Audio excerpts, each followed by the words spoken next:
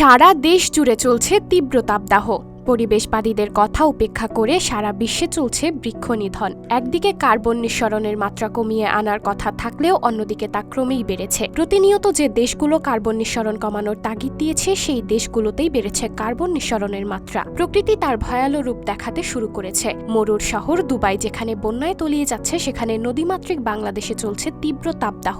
আবহাওয়া অফিসের তথ্য মতে বর্তমানে 36 থেকে 42 ডিগ্রি সেলসিয়াসের কাছাকাছি তাপমাত্রা ওঠানামা করছে। এখনো পর্যন্ত বিশ্বের সবচেয়ে উষ্ণতম বছর ছিল 2023 সাল। জলবায়ু পরিবর্তনের ফলে গত বছরের তুলনায় এবছর বেশি গরম পড়তে পারে এমনই তথ্য উঠে এসেছে আবহাওয়া পর্যবেক্ষণ কেন্দ্রের পূর্বাভাস এবং বিজ্ঞানীদের গবেষণায়। বলা হচ্ছে 2024 সালের তীব্র তাপপ্রবাহ বয়ে যেতে পারে। এপ্রিল মাস জুড়ে দেশের দিনে তাপমাত্রা স্বাভাবিকের চেয়ে বেশি থাকবে বলে জানিয়েছে আবহাওয়া অধিদপ্তর। বিশেষজ্ঞদের মতে তাপপ্রবাহ সাধারণত 15 থেকে 20 দিনের মতো স্থায়ী হয়। বর্তমানে তাপপ্রবাহ কিছুদিন খুবই ঊর্ধ্বগতি থাকবে বলে জানিয়েছেন তারা। তাপপ্রবাহের কারণে সপ্তাহব্যাপী স্কুল বন্ধ রয়েছে। তাপমাত্রা না কমলে বাড়তে পারে এই বন্ধের সময়। এই অসহ্য তাপদাহে খেটে খাওয়া মানুষ রয়েছে সবচেয়ে বিপদে। যে কোনো সময় হিটস্ট্রোকের মতো ঝুঁকি রয়েছে তাদের। প্রকৃতির এমন বিরূপ আচরণে অসুস্থ হয়ে পড়ছেন সাধারণ মানুষ।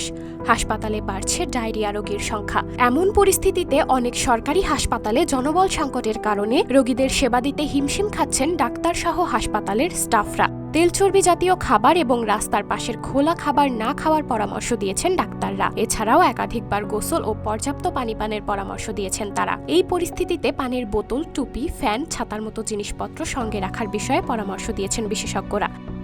নিউজ ডেস্ক, সাবরিনা জলিল, সবার কথা।